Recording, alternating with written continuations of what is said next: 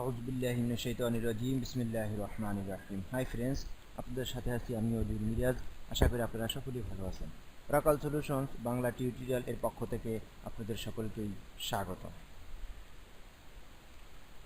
Oracle solutions tutorial number 113, DBA part 1 tutorial number 13, creation of parameter file. আজকে আমরা parameter files, initialization parameter files create করতে হয় কিভাবে, সেটি আজকে টিউটোরিয়াল আমরা শিখব। তো চলুন, এর আগে আমরা প্যারামিটার ফাইল নিয়ে কিছু থিওরিটিক্যাল কনসেপ্ট নিয়ে নিই। What is parameter file? A parameter file is a file that contains a list of initialization parameters and a value for each parameter. You specify initialization parameters in a parameter file that reflect your particular installation. Types of parameter file. Oracle supports the following two types of parameter file: server parameter file, that means SPFILE; text initialization parameter file, that means PFILE. Parameter file মূলত দুইটি, একটি হচ্ছে SPFILE, অন্যটি হচ্ছে PFILE। Server parameter file, SPFILE. A server parameter file is a binary file that can be written to and read by the database server and must not be edited. এটি কিন্তু not edited করা যাবে না, কিন্তু written এবং read এবং right করা যাবে। This is the preferred type of initialization parameter file that resides on the server on which the Oracle instance is executing. It is persistent across shutdown and startup. The default name of this file, which is automatically saved at startup, is SPFILE sid.ora. sid হচ্ছে ডেটাবেজের নাম। তো server parameter file, that means SPFILE হচ্ছে binary file, তবে কোনো edit করা যাবে না। তো বাই ডিফল্ট ডাটাবেজ যখন আমরা ইনস্টল করি তখন কিন্তু বাই ডিফল্ট প্রথমত SPFILE ক্রিয়েট হয়, PFILE কিন্তু ক্রিয়েট হয় না। মূলত ডাটাবেজ যখন চালু হয়, যখন ডাটাবেজ আমরা কোনো কাজ করি, তখন কিন্তু SPFILE-এর মাধ্যমে কিন্তু আমরা কাজ করি। তো প্রথমত সে SPFILE সার্চ করে, SPFILE না পাইলে সে PFILE সার্চ করে। তো আমরা SPFILE থেকে PFILE ক্রিয়েট করতে পারবো, তারপরে আবার PFILE থেকে SPFILE ক্রিয়েট করতে পারবো। Text initialization parameter file, PFILE. A initialization parameter file is a text file that contains a list of initialization parameters. This type of initialization parameter file can be read by database server. Database server দ্বারা এটি কিন্তু read করা যাবে, but is not written by the server. Server দ্বারা কিন্তু এটি written করা যাবে না, কিন্তু SPFILE কিন্তু রিটেনও করা যাবে, রিড করা যাবে।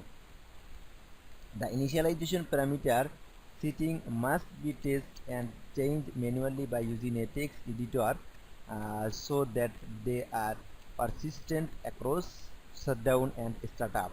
The default name of this file, which is automatically saved at startup if an SPFILE is not found, is init. এটির নাম হচ্ছে init ডেটাবেজের নেম .ora, আর SPFILE নাম হচ্ছে SPFILE।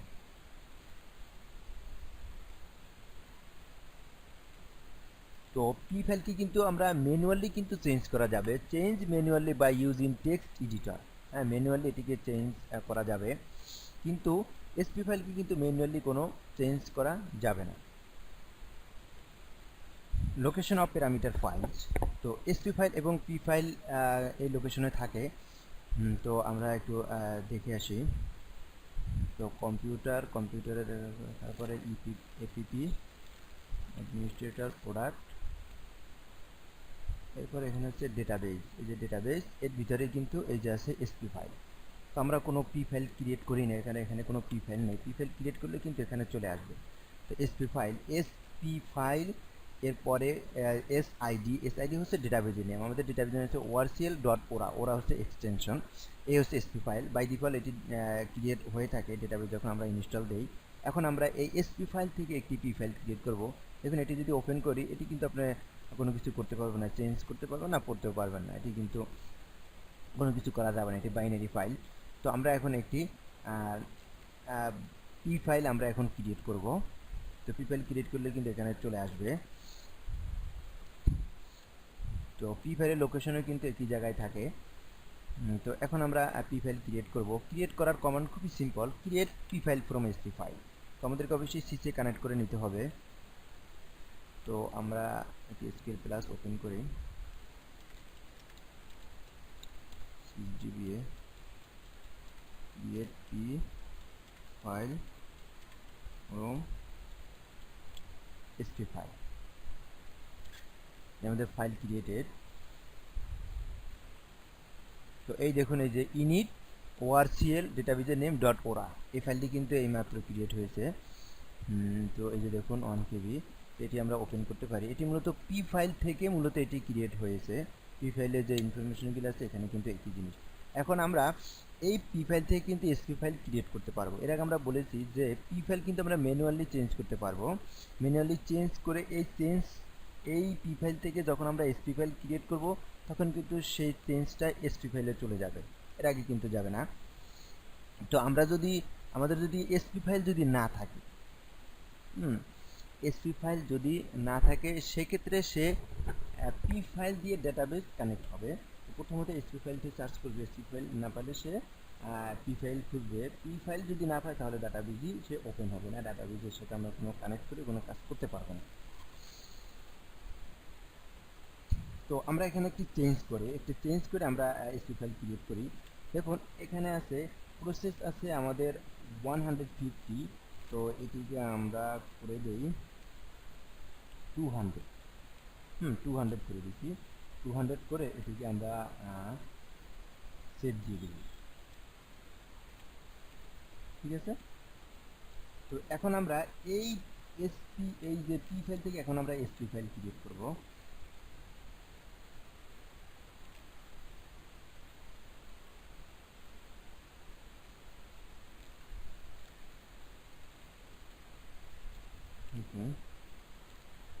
এর আগে আমাদেরকে এসপি ফাইল অবশ্যই আমাদেরকে শাটডাউন মোডে করতে হবে। আমরা কিন্তু এই মোডে কিন্তু করতে পারবো না। দেখুন আমি কমেন্টটি চালাই, SP file from P file কিন্তু করা হবে না, কিন্তু অবশ্যই আমাদেরকে ডেটাবেস শাটডাউন করে নিতে হবে। আমরা শাটডাউন করে নেই।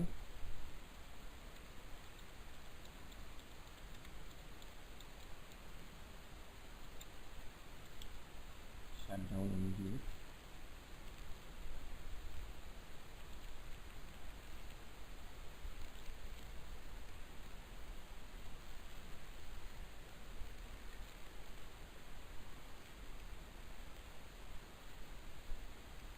আমাদের ডেটাবেস শাটডাউন হয়ে গেছে।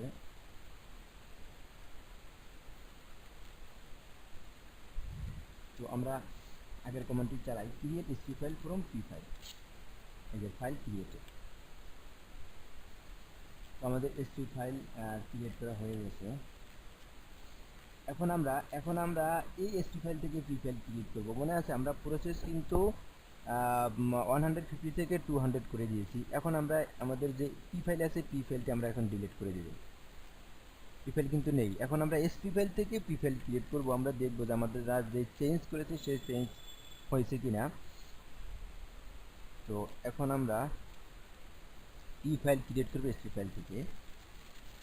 এর আগে আমরা বলেছি আমরা পি ফাইল কিন্তু যে কোনো মোডে করতে পারবো, শাটডাউন মোডে ওপেন মোডে যে কোনো মোডে করতে পারবো। তো আমরা এখন শাটডাউন মোডে করলাম। এই যে দেখুন init ডট ওরা, এটা কিন্তু চলে আসছে। এর আগে আমরা ডিলিট করে দিয়েছি। এটি ওপেন করে দেখি, এই যে দেখুন আমাদের কিন্তু চেঞ্জ ঠিকই আছে। আমরা যেটি চেঞ্জ করে সেটি হচ্ছে ডিলিট করেছি। ডিলিট করে এটি থেকে এসপি ফাইল ক্রিয়েট করে এসপি ফাইল থেকে আমরা এই পি ফাইল ক্রিয়েট করেছি। দেখুন এই যে চেঞ্জটি চলে আসছে। তো এভাবে আমরা কোনো কিছু চেঞ্জ করতে চাইলে আমরা পি ফাইল থেকে চেঞ্জ করে সেটিকে এসপি ফাইলে নিয়ে যেতে পারি। এটি তো মূলত ম্যানুয়ালি। এছাড়া আমরা ইএম দিয়ে এন্টারপ্রাইজ ম্যানেজার দিয়ে কিন্তু এই কাজগুলি খুব সহজে আমরা করতে। এই ছিল আজকের টিউটোরিয়ালের মূল আলোচনার বিষয়। তো আশা করি সকলেই বুঝতে পেরেছেন। না বুঝতে পারলে অবশ্যই আমাদেরকে কমেন্টস করে জানাবেন। তো নেক্সট টিউটোরিয়ালে আমরা আলোচনা করব টেবিল স্পেস নিয়ে, কীভাবে আমরা টেবিল স্পেস ক্রিয়েট করতে পারি সেটি আমরা নেক্সট টিউটোরিয়ালে দেখব। সেই টিউটোরিয়াল দেখার জন্য আমন্ত্রণ রইল। আজকে এই পর্যন্তই। আল্লাহ হাফেজ, আসসালামু আলাইকুম।